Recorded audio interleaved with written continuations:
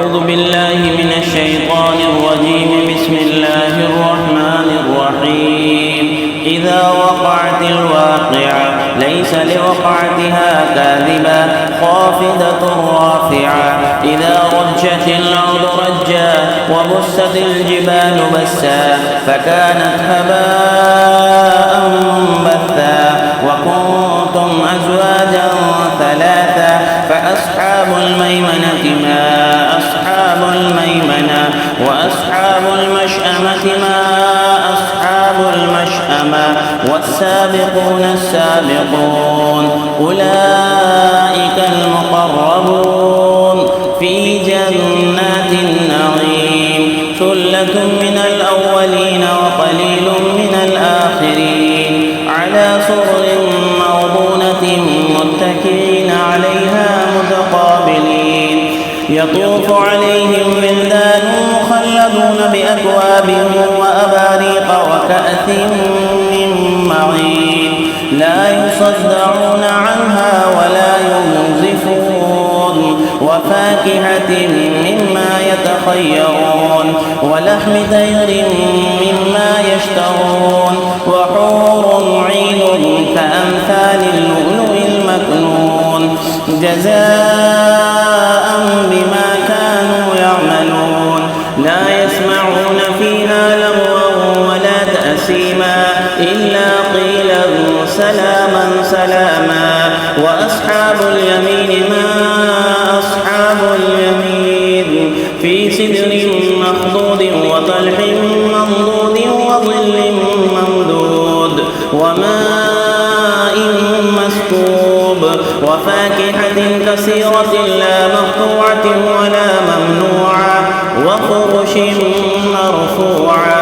إنا أنشأناهن إنشاء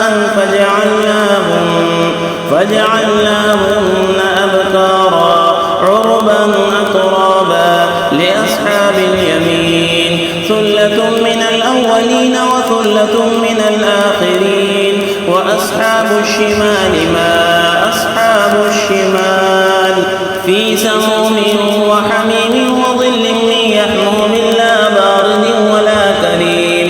إنهم كانوا قبل ذلك مترفين وكانوا يصرون على الحنث العظيم وكانوا يقولون أئذا متنا وكنا ترابا وعظاما أئنا لمبعوثون أوآباؤنا الأولون. قل إن الأولين والآخرين لمجموعون إلى ميقات يوم معلوم. ثم إنكم أيها الضالون المكذبون لآكلون من شجر من زقوم فمالئون منها البطون فشاربون عليه من الحميم فشاربون شرب الهيم. هذا نزلهم يوم الدين. نحن خلقناكم فلولا تصدقون. أفرأيتم ما تمنون أأنتم تخلقونه أم نحن الخالقون. نحن قدرنا بينكم الموت وما نحن بمسبوقين على أن نبدل أمثالكم وننشئكم فيما لا تعلمون. ولقد علمتم النشأة الأولى فلولا تذكرون. أفرأيتم ما تحرثون أأنتم تزرعونه أم نحن الزارعون. لو نشاء لجعلناه طاما فظلتم تفكهون. إنا لمغرمون بل نحن محرومون. أفرأيتم الماء الذي تشربون أأنتم أنزلتموه من المزن أم نحن المنزلون. لو نشاء جعلناه أجاجا فلولا تشكرون. أفرأيتم النار التي تورون أأنتم أنشأتم شجرتها أم نحن المنشئون. نحن جعلناها تذكرة ومتاعا للمقوين.